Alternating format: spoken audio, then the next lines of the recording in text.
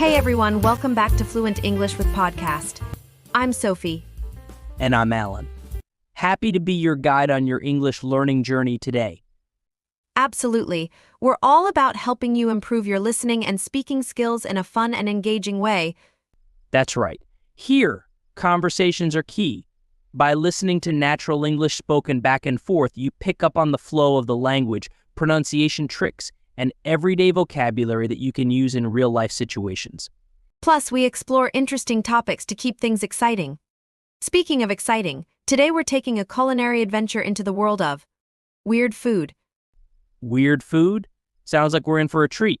Sophie, have you ever tackled anything a little offbeat on the menu? Well, I wouldn't say no to a good vindaloo. It can be quite spicy. But nothing too extreme. You, Alan? I once tried durian in Southeast Asia. It smells.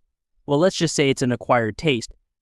But I've heard stories of even more. Exotic dishes. Exotic is a great word, Alan. That, along with unusual, strange, rare, unique, and even eccentric, are all ways to describe these adventurous culinary experiences. Exactly. Now, before we dive into interviews with some brave foodies, let's get ready to hear about the weird and wonderful world of their culinary adventures. First up, we have Ben, a travel blogger who loves exploring different cultures through their cuisine. Let's hear what he has to say. Hi, Ben. Thanks for joining us. Tell us about the weirdest thing you've ever eaten while traveling. Hi, Alan. Thanks for having me. The most unusual thing I've tried was definitely balut in the Philippines. It's a developing duck embryo boiled and eaten in the shell. Wow, that sounds interesting. What was the texture like? It was a bit rubbery, and the taste was surprisingly savory. It's definitely an acquired taste, but it's a popular street food there. Did you find it challenging to eat? A little. It's a bit of a cultural experience. You have to peel the shell and eat the whole thing, including the beak. Sounds like quite the adventure, Ben. Thanks for sharing your story. You're welcome. Wow, a developing duck embryo. That's definitely on the eccentric side of food. Absolutely. But as Ben mentioned, food is a big part of culture.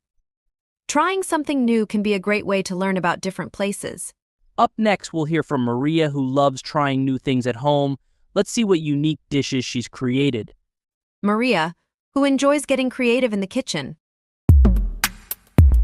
Hi, Maria. Welcome. You mentioned you love experimenting with new ingredients. What's the most unusual dish you've made?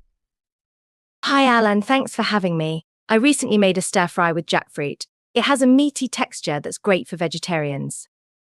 Jackfruit? That's a new one for me. How did you prepare it? I marinated it in spices and soy sauce, then stir-fried it with vegetables and a delicious sauce.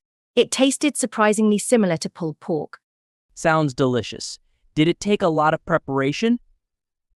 Not really. Jackfruit is quite versatile, and you can find it canned or pre-cut in some grocery stores. That's great to know. It sounds like a good option for people who want to try something unique without too much hassle. Thanks, Maria. Maria's jackfruit stir-fry sounds amazing. It's a great example of how you can get creative with familiar ingredients and create something unique. Absolutely. Now, let's take a break from interviews and listen to a short conversation between two friends at a market. Two friends, Sarah and David, are exploring a bustling market in Southeast Asia. They come across a stall selling durian, a fruit notorious for its strong smell. Wow, David, look at that fruit. It's huge. Yeah, that's durian. I've heard stories about its unique smell. Should we try it? It could be an interesting experience. I don't know. Are you sure? Maybe just a small piece? We can share it. Okay, you convinced me. Let's ask the vendor. Excuse me, can we try a small piece of durian, please? Of course. Here you go. Oh wow, that smell is something else. Yeah, not my favorite. But the texture is interesting, creamy and custardy. I kind of like the taste, actually. It's sweet and savory at the same time. Maybe it's an acquired taste. We should probably finish it though, right? You're right. Thanks for sharing this adventure with me, David. Anytime, Sarah. Let's stick to mangoes next time though. Sounds like durian is a love it or hate it kind of food. Definitely. But it's all part of the fun of exploring new cultures and trying different things. That's right, Alan. Now, let's listen to John and Emily. They are on a date at a new Ethiopian restaurant. They're excited to try something different. This menu looks fascinating, Emily. So many unfamiliar dishes. Agreed. Let's each pick something adventurous. Okay, I'll try the Doro Wat. It sounds like a chicken stew. Perfect. I'll get the injera. It's a flatbread, right? Can I get you anything else to drink? We're good, thanks. We're excited to try our food. Here you go. Enjoy your meal. Wow, this stew is bright red, but it smells delicious. This bread is spongy and sour. This is really flavorful. Spicy, but I like it. The sourness is growing on me. It actually complements the stew well. See? New things can be surprisingly good. You're right. This is a great adventure. It's great to see John and Emily being so open-minded about trying new things. Sometimes a little surprise can lead to a delicious discovery. Absolutely. Now, we have a situation where someone might be a little hesitant about a new food item. Our final dialogue features someone encountering a new food with a bit of trepidation. Lisa is at a potluck with her coworkers. There's a variety of dishes, including one she doesn't recognize. Wow, everyone brought such amazing dishes. Hey Lisa, want to try some crickets? High in protein, you know. Crickets. Thanks for offering, Mark, but I think I'll pass. No worries. Just thought I'd offer. They're actually quite tasty, roasted with a little chili and lime. Maybe next time, Mark. I'm a little new to the whole insect eating thing. Hey, Lisa, don't be shy. These spring rolls are vegetarian and they're delicious.